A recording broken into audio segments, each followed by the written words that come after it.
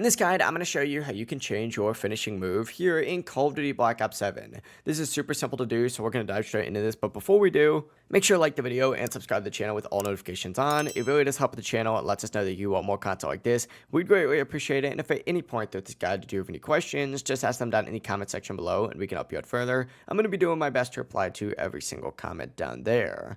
But if you want to switch up your finisher, whether you're on console or PC, here's what you're going to need to do. First things first, go ahead and open up your operators tab, which is the third option up at the top. And you can see all the operators that you currently have unlocked. Select whatever one you want to change that finisher for. For example, we'll do this one right here. So select it and it's going to pull up a page that looks like this. And from here, all you need to go ahead and do is go to this little finishing move tab right here. Now for this operator, I do have 3 out of the 4 finishing moves unlocked. So I could select any of these 3 right here and go ahead and equip it.